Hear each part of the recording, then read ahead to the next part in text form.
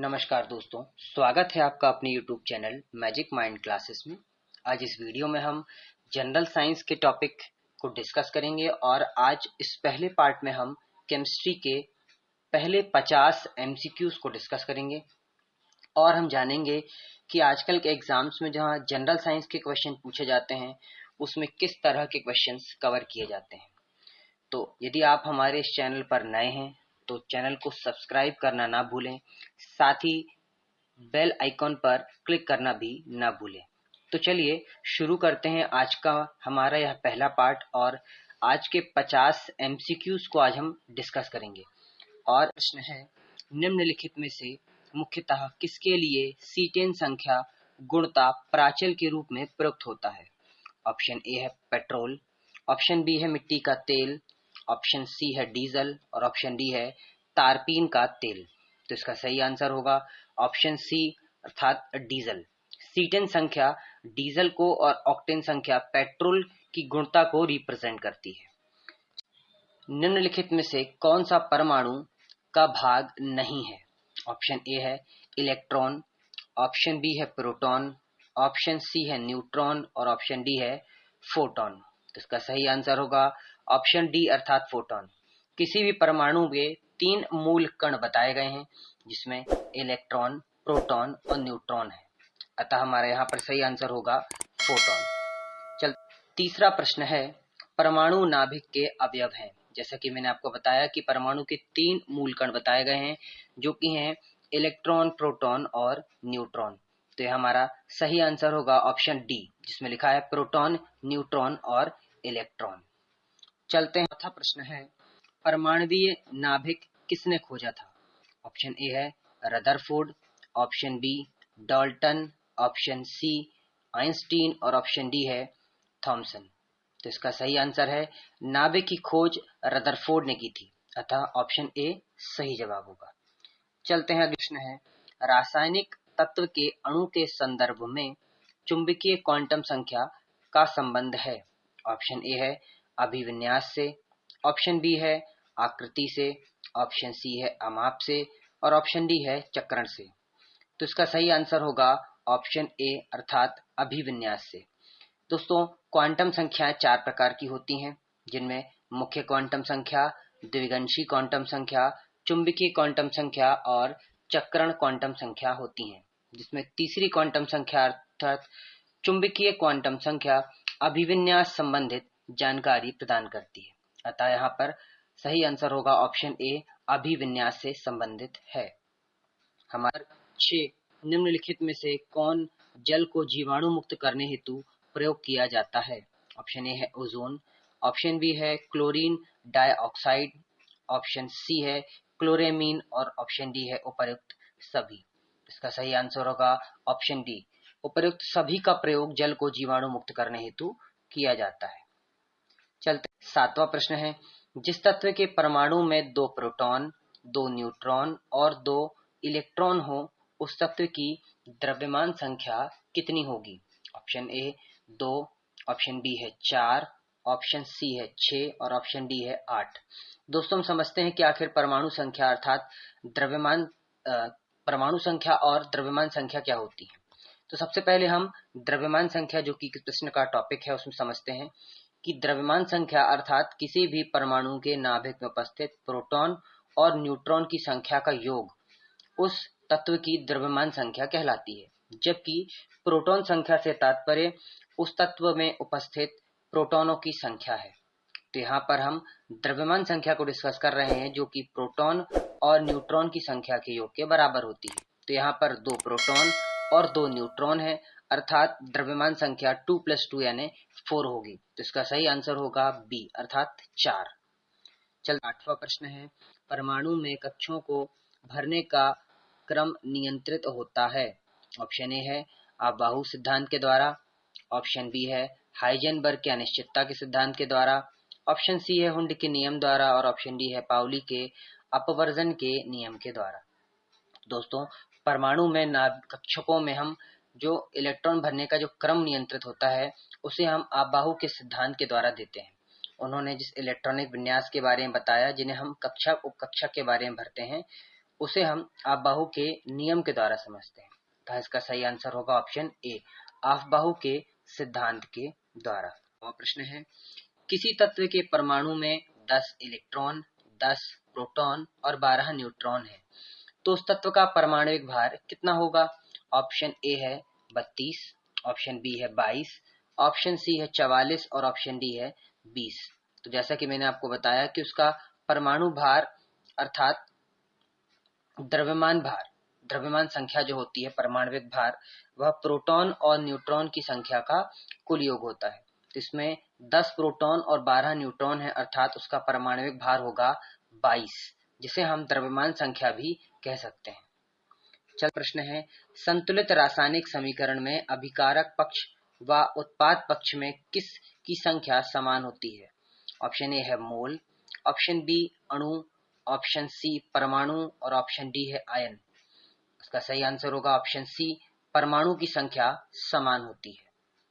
चलो प्रश्न है, किसी तत्व के परमाणविक भार को किस में व्यक्त किया जाता है? ऑप्शन ए है ग्राम, ऑप्शन बी है मिलीग्राम, ऑप्शन सी है किलोग्राम और ऑप्शन डी है AMU, एटॉमिक मास यूनिट। और इसका सही आंसर होगा ऑप्शन डी, परमाणविक भार को AMU यूनिट में व्यक्त किया जाता है। चलते हैं अगले प्रश्न पर, और हमारा किसी तत्व के गुणों को प्रदर्शित करता है। ऑप्शन ए परमाणु क्रमांक, ऑप्शन बी परमाणु भार, ऑप्शन सी अणु भार और ऑप्शन डी है तुल्यांकी भार। और इसका सही आंसर होगा ऑप्शन ए परमाणु क्रमांक। दोस्तों, वर्तमान में जो आवर्त सारणी है वह तत्वों के भौतिक एवं रासायनिक गुणों के आधार पर परमाणु क्रमांक के आधार पर बनाई गई है, जो कि आधुनिक आवर्त सारणी कहलाती है। तो तत्वों को उनके गुणों के आधार पर परमाणु क्रमांक के आधार पर आवर्त सारणी में व्यवस्थित किया गया है। चलते 13वां प्रश्न है, इलेक्ट्रॉन वहन करता है 1 यूनिट ऋणावेश, 1 यूनिट धनावेश, 2 यूनिट ऋणावेश या फिर 2 यूनिट धनावेश। तो हम जानते हैं कि इलेक्ट्रॉन पर नेगेटिव चार्ज होता है और एक इलेक्ट्रॉन पर 1 यूनिट ऋणावेश होता है, अतः ऑप्शन ए यहाँ पर सही होगा। चलते हैं अगले 14वां प्रश्न है, फेरिक ऑक्साइड में लोहे की संयोजकता कितनी है? ऑप्शन ए है +3, ऑप्शन बी है +2, ऑप्शन सी है -2 और ऑप्शन डी है -3। इसका सही आंसर होगा ऑप्शन ए +3। फेरिक ऑक्साइड में लोहे की संयोजकता +3 है। निम्न युग्मों में से कौन सा एक कण प्रतिकण युग्म है? ऑप्शन ए है इलेक्ट्रॉन पॉजिट्रॉन, ऑप्शन बी है प्रोटॉन न्यूट्रॉन, ऑप्शन सी है फोटोन इलेक्ट्रॉन और ऑप्शन डी है न्यूट्रॉन न्यूट्रिनो। तो प्रतिकण मतलब एंटी संबंधित होता है, मतलब plus minus opposite to each other. और इसका सही आंसर होगा ऑप्शन ए इलेक्ट्रॉन और पॉजिट्रॉन, जो एक दूसरे के कण प्रतिकण है, मतलब एक नेगेटिव चार्ज और एक पॉजिटिव चार्ज पर है। अगला प्रश्न है, निम्नलिखित में कौन सा विभाज्य नहीं है? ऑप्शन ए है परमाणु, ऑप्शन बी है अणु, ऑप्शन सी है मिश्रण और ऑप्शन डी है कोई नहीं। तो कौन सा विभाज्य नहीं है? तो सही आंसर होगा ऑप्शन डी कोई नहीं। इनमें से सभी विभाज्य हैं, इन्हें हम विभाज्य कर सकते हैं। वह प्रश्न, जल का वाष्प में परिवर्तन क्या कहलाता है? यह किस प्रकार की प्रक्रिया है? प्राकृतिक, भौतिक, रासायनिक या फिर जैविक? तो इसका सही आंसर होगा ऑप्शन बी भौतिक परिवर्तन कहलाता है।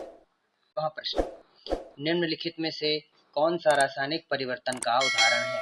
ऑप्शन ए है प्रिज्म से गुजरने पर श्वेत प्रकाश का 7 रंगों में विभक्त होना, ऑप्शन बी है सब्जियों को पकाने पर उनका मुलायम होना, ऑप्शन सी है सनी हुई मिट्टी का सूखने पर भंगुर हो जाना और ऑप्शन डी है नमक का पानी में घुलना। और इसका सही आंसर होगा ऑप्शन बी, सब्जियों को पकाने पर उनका मुलायम होना एक रासायनिक परिवर्तन का उदाहरण है। पर धोने के सोडा का रासायनिक सूत्र क्या है? ऑप्शन ए है NaOH, ऑप्शन बी है Na2CO3, ऑप्शन सी है NaHCO3 और ऑप्शन डी है CaOH का होल ट्वाइस। और धोने का सोडा अर्थात कपड़े धोने का सोडा या धावन सोडा भी कहते हैं।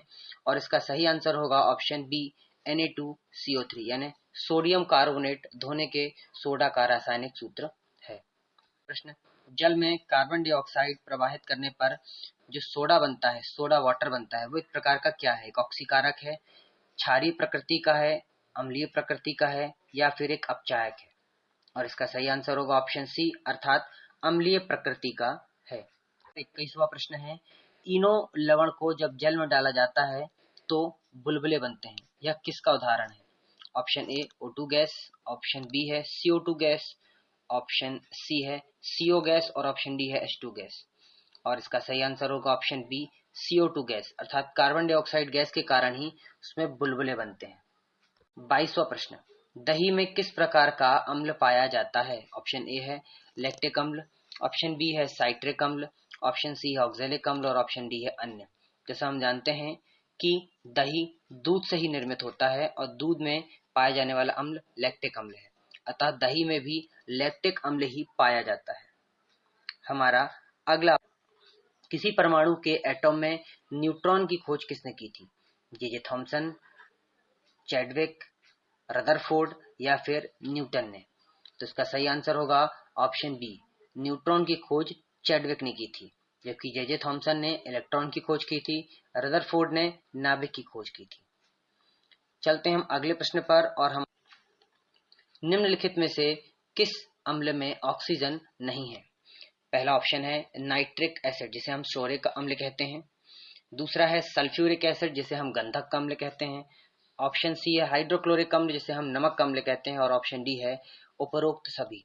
तो हमें यह बताना है कि किस ऑप्शन में या किस अम्ल में ऑक्सीजन नहीं है। तो इसका सही आंसर होगा ऑप्शन सी हाइड्रोक्लोरिक अम्ल, जिसका सूत्र होता है HCl, जिसमें ऑक्सीजन का एक भी परमाणु उपस्थित नहीं है, अतः यहाँ पर ऑक्सीजन उपस्थित नहीं होगा। तो सही आंसर होगा ऑप्शन सी। अगला 25वां प्रश्न है, खाने का सोडा का सूत्र है? Option A sodium chloride, option B sodium bicarbonate, option C sodium sulphate और ऑप्शन डी है सोडियम हाइड्रोक्साइड।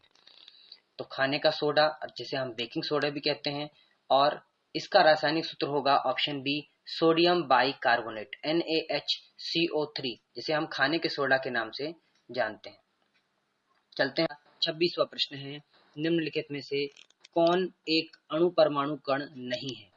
ऑप्शन ए है न्यूट्रॉन, ऑप्शन बी है प्रोटॉन, ऑप्शन सी है ड्यूट्रॉन और ऑप्शन डी है इलेक्ट्रॉन। तो जैसा कि मैंने बताया कि किसी भी परमाणु में तीन मूलभूत कण इलेक्ट्रॉन, प्रोटॉन और न्यूट्रॉन बताए गए हैं, और वह कण जो उपस्थित नहीं है वह है ड्यूट्रॉन, अतः ऑप्शन सी यहाँ पर सही जवाब होगा। हमारा 27वां प्रश्न है, भौतिक परिवर्तन का एक उदाहरण है? ऑप्शन ए है हवा में चांदी के बर्तनों का काला होना, ऑप्शन बी है मोमबत्ती का जलना, ऑप्शन सी है दूध से दही का बनना और ऑप्शन डी है पानी में चीनी का घुलना। और इसका सही आंसर होगा ऑप्शन डी पानी में चीनी का घुलना एक भौतिक परिवर्तन का उदाहरण है।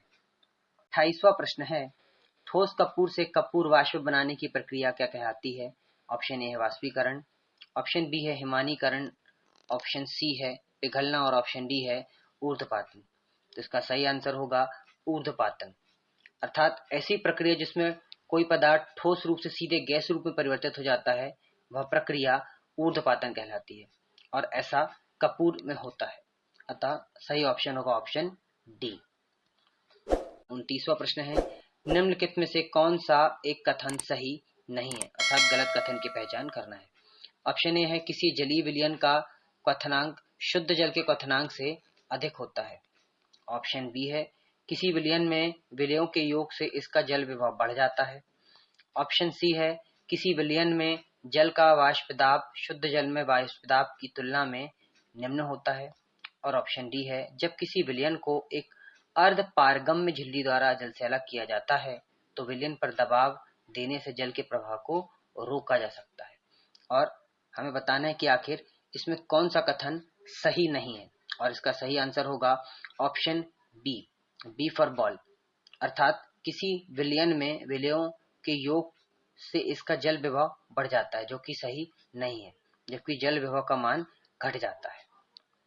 चलते हैं अगले प्रश्न, किसी अम्ल में मुख्य रूप से एक परमाणु अवश्य मौजूद रहता है जो धातु से अभिक्रिया कर एक गैस उत्पन्न करता है? किसी अम्ल में मुख्य रूप से एक परमाणु अवश्य मौजूद रहता है जो धातु से अभिक्रिया कर एक गैस उत्पन्न रहता है, और हम जानते हैं कि अम्लों की पहचान होती है उसमें हाइड्रोजन हमेशा उपस्थित होता है, अतः इसका सही आंसर होगा ऑप्शन ए अर्थात हाइड्रोजन। चलता प्रश्न है, फोटोग्राफी में प्रयुक्त होने वाला हाइपोविलियन जलीय विलयन है।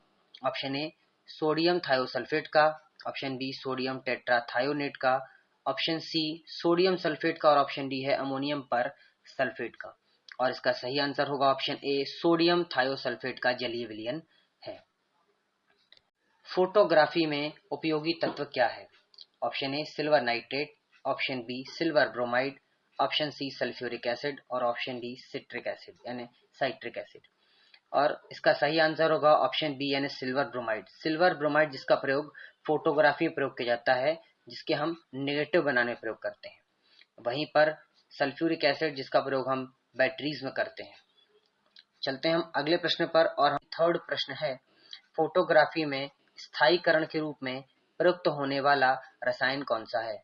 Option A sodium sulphate, option B sodium thiosulphate, option C ammonium persulphate का मिश्रण और ऑप्शन डी है बोरेक्स।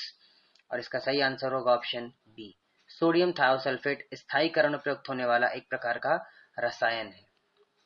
34वां प्रश्न है, कॉपर सल्फेट का जलीय घोल अम्लीय होता है क्योंकि इस लवण का ऑप्शन ए अपोहन होता है, ऑप्शन बी विद्युत अपघटन होता है, ऑप्शन सी जल अपघटन होता है और ऑप्शन डी है प्रकाश अपघटन होता है। तो इसका सही आंसर होगा ऑप्शन सी अर्थात जल अपघटन होता है। 35वां प्रश्न है, आयनीय यौगिकों से संबंधित निम्न कथनों पर विचार कीजिए। इसमें पहला कथन है, आयनीय यौगिक एल्कोहल में अविलेय होते हैं। दूसरा हमारा कथन है, ठोस अवस्था में आयनीय यौगिक विद्युत के उत्तम चालक होते हैं।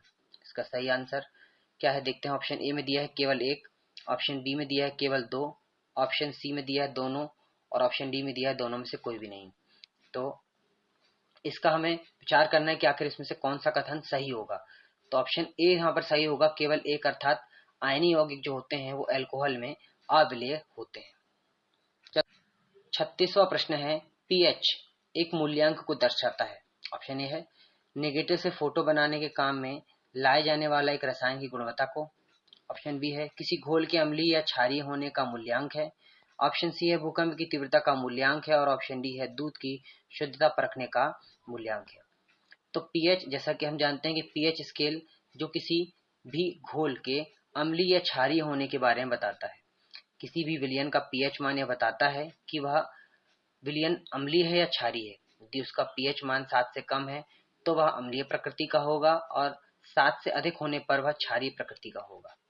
वहीं भूकंप की तीव्रता मापने के लिए हम रिक्टर स्केल का प्रयोग करते हैं और दूध की शुद्धता मापने के लिए इलेक्ट्रोमीटर का प्रयोग करते हैं। चलते हैं अगले प्रश्न है, रसायन उद्योग में कौन सा तेजाब मूल रासायनिक माना जाता है? ऑप्शन ए है NO2, ऑप्शन बी है HNO3, ऑप्शन सी है H2SO4 और ऑप्शन डी है HCl। और इसका सही आंसर होगा ऑप्शन सी H2SO4। 38वां प्रश्न है, निम्न में से कौन सा प्रबल अम्लीय है? जैसे कि मैंने आपको बताया यदि पीएच मान 7 से कम है तो वह अम्लीय होगा और 7 से ज्यादा है तो वह क्षारीय होगा और पीएच मान 7 होने पर उसे उदासीन माना गया है। तो इसमें प्रबल अम्ल की हम बात करेंगे तो जितना ज्यादा कम पीएच मान होगा उतना अधिक अम्लीय वह होगा और इसमें सबसे कम पीएच मान की वैल्यू 0 दी गई है जो कि प्रबल अम्लीय कहलाता है।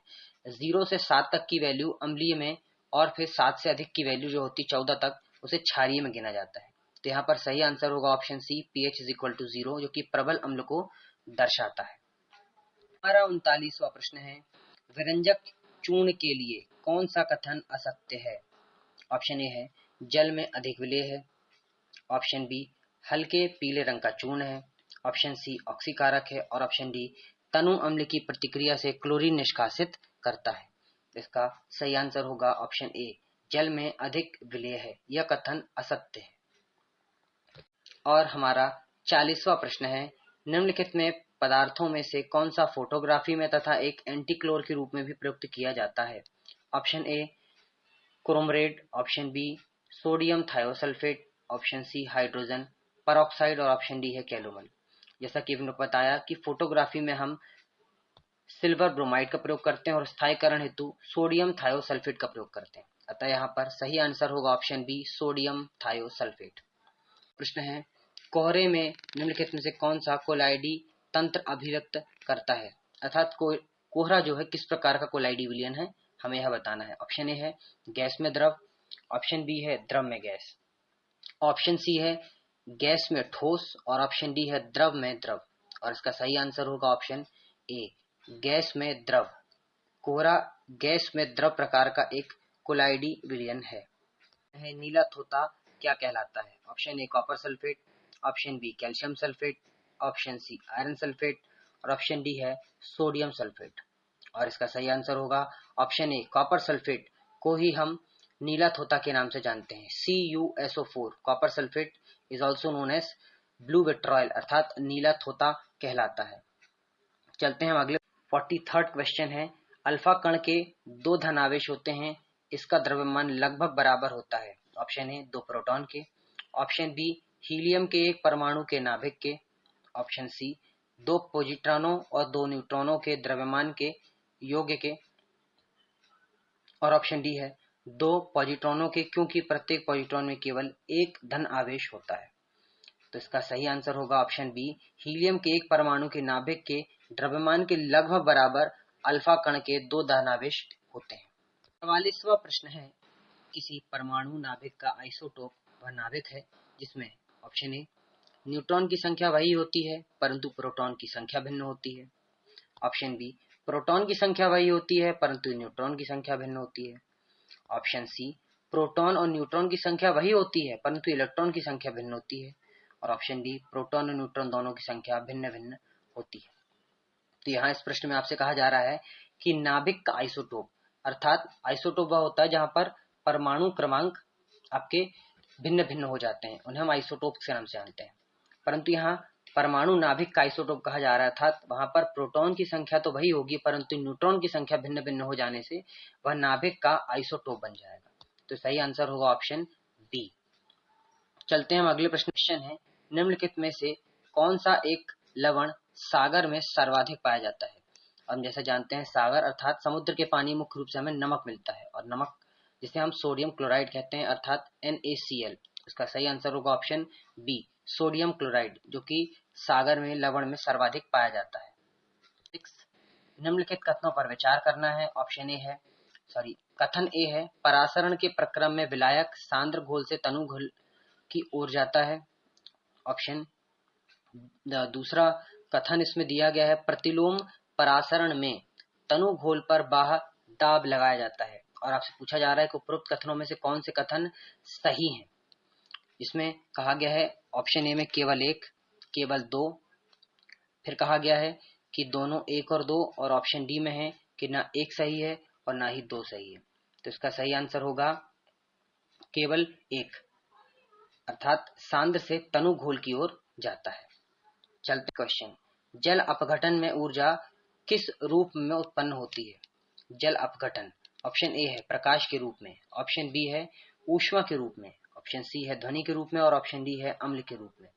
तो जल अपघटन की प्रक्रिया में जो ऊर्जा उत्पन्न होती है वह होती है प्रकाश के रूप में। ऑप्शन ए यहाँ पर सही होगा। 40वां प्रश्न है, क्रोमेटोग्राफी की तकनीक का प्रयोग किसमें किया जाता है? ऑप्शन ए है रंगीन पदार्थों की पहचान करने में, ऑप्शन बी है पदार्थों की संरचना निर्धारण में, ऑप्शन सी है रंगीन पदार्थों के प्रभाजी आश्वन में, और ऑप्शन डी है एक मिश्रण से पदार्थों को अलग करने में। और इसका सही आंसर होगा ऑप्शन डी अर्थात एक मिश्रण से पदार्थों को अलग करने में क्रोमेटोग्राफी टेक्निक का प्रयोग किया जाता है। रेडियो एक्टिविटी मापने के लिए हम क्या प्रयोग करते हैं? Option A hydrometer, option B Geiger counter से, ऑप्शन सी सीस्मोग्राफ से, और ऑप्शन डी अमीटर से। इसका सही आंसर होगा ऑप्शन बी गाइगर काउंटर से अर्थात GM काउंटर से, जिसे हम गीगर मुलर काउंटर भी कहते हैं, जिससे हम रेडियो एक्टिविटी की माप करते हैं। सिस्मोग्राफ से भूकंप मापा जाता है और अमीटर से विद्युत धारा की दिशा और उसकी क्वांटिटी मापी जाती है। साथ ही हाइड्रोमीटर, हाइड्रो यानी पानी अर्थात इससे पानी के पानी से हाइड्रोमीटर से हम पानी को मापते हैं, पानी के घनत्व को मापते हैं। चलते हैं हम अगले प्रश्न 50वां प्रश्न, परमाणविक संख्या Z 7 लिखा है, एक्चुअली वहां पर Z होना चाहिए, और द्रव्यमान संख्या A के एक परमाणु में इलेक्ट्रॉन संख्या क्या होगी? तो जैसा कि हम जानते हैं कि किसी भी तत्व की परमाणु संख्या अर्थात उसकी प्रोटॉन संख्या, और परमाणविक संख्या को हम Z से प्रदर्शित करते हैं। जैसे यहाँ पर ऑप्शन दिए गए हैं, ऑप्शन ए है Z, ऑप्शन बी है A into Z, option C है A और ऑप्शन डी है A into Z upon Z। इसका सही आंसर होगा ऑप्शन ए अर्थात Z। तो दोस्तों आज इस पार्ट 1 के हमारे 50 प्रश्न यहाँ पूरे होते हैं। यदि आपको ये वीडियो पसंद आया है तो वीडियो को लाइक शेयर करना ना भूलें, साथ ही चैनल को सब्सक्राइब कर बेल आइकन पर क्लिक करना भी ना भूलें। यदि यह वीडियो आपको उपयोगी लगता है तो अपने दोस्तों के साथ इस वीडियो को जरूर शेयर कर दें। चलिए मिलते हैं आपसे फिर अगले वीडियो में। जय हिंद, जय भारत।